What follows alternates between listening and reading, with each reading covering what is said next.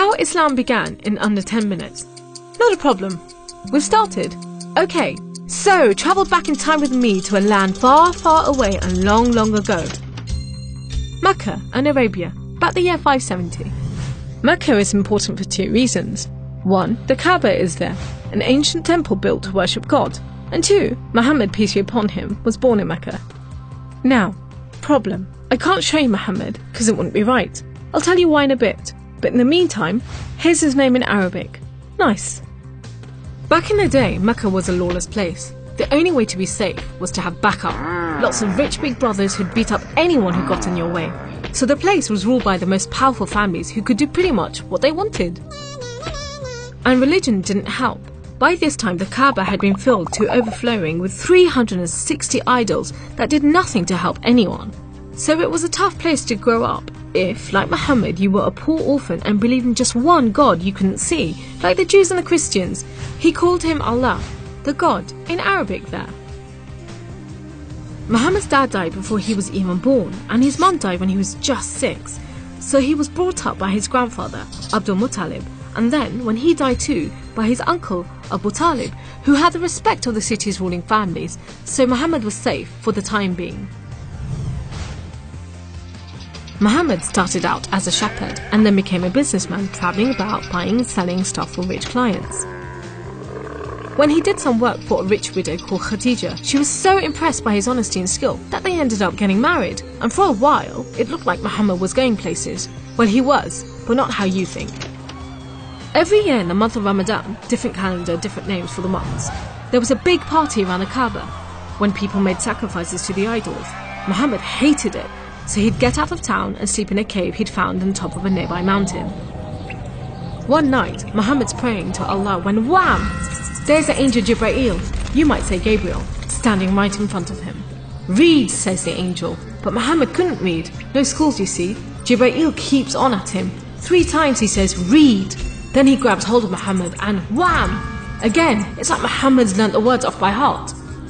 So he recites the message out loud. Read in the name of your Lord, who created man from a drop of blood. Read, for your Lord is most generous. He who taught by the pen, taught man what he did not know. It was a message from Allah. God was speaking to him just like he'd spoken to the prophets in the Jewish and Christian holy books, which meant he was a prophet too. The messages continued for the rest of Muhammad's life. Allah gave him the words to say and the Prophet recited them. The words were written down by his friends, and years later they were collected together and became the Muslim holy book, the Quran, which means recitation, because Muhammad recited it, you see? Anyway, that was much later, so back to the night of power. Muhammad tells his family, then his friends, and eventually everyone about Allah, that he's the one and only God, that he wants everyone to be treated fairly, and long story short, it didn't go down well with the ruling families of Mecca, who liked things just the way they were, thank you very much. You see, Islam means obedience to Allah, and Muslim means someone who obeys Allah, and the ruling families didn't want anyone obeying anyone else but them. So the people who believed in Muhammad's message, the Muslims, were given a hard time. Some were even tortured and killed. A few of them managed to escape to Abyssinia, Ethiopia. But most were stuck in Mecca. Muhammad also had to cope with the death of his wife, and then just a few weeks later, his uncle too. Feeling very down, he went to the Kaaba to pray to Allah one night. Then, the weirdest thing happened. Jibreel turns up, sits him on a winged horse called Al-Buraq and flies him all the way from Mecca to Jerusalem. He prays with all the prophets who have ever lived. Then, he's taken up to the heavens to chat with some of the prophets, and then into paradise itself, where Allah tells Muhammad to pray 5 times a day and to stay strong. He's returned to Jerusalem and then flies back to the Kaaba in Mecca. We call it the night journey, and Muslims still argue whether it was a real experience or a vision, but whatever, it gave Muhammad a much needed boost, and just as well, because there were more tough times ahead. So, there was this other city called Yathrib. The people there heard about Muhammad and his message and invited him and his followers to join them.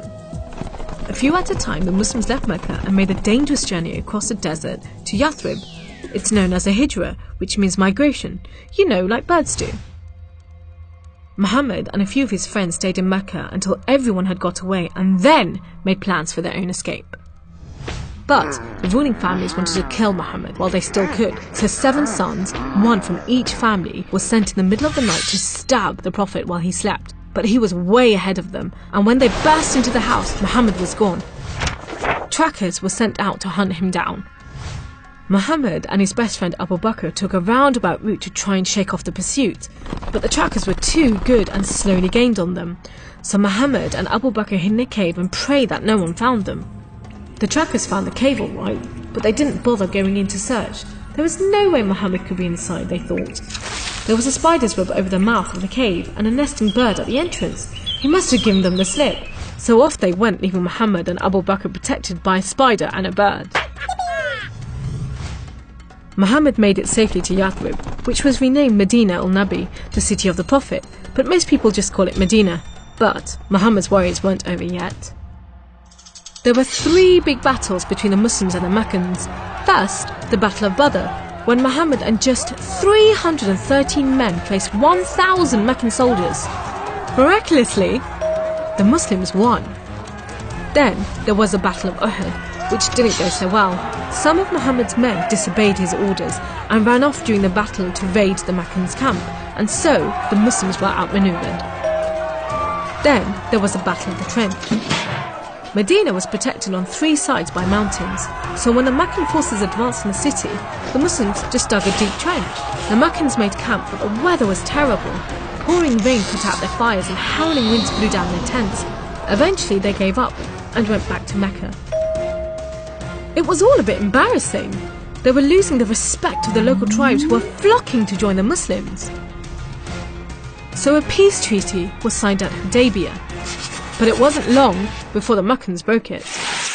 Muhammad decided that enough was enough. By now he had over 10,000 men, so he led them across the desert to Mecca. The ruling families realised they'd made a huge mistake, but it was too late.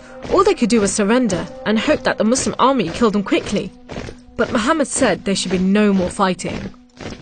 He rode into Mecca and went straight to the Kaaba. He circled it 7 times anti-clockwise and smashed all the idols, rededicating the Kaaba to Allah. And that's why I'm not going to show you Muhammad. The Muslims wanted to make it totally clear that they only worship the one unseen God. So they didn't have any pictures of Muhammad in case anyone thought he was an idol, and they didn't have any pictures of Allah because he's like nothing on earth, so it would be impossible to draw him anyway. So there you go. How Islam began in under 10 minutes. How did I do?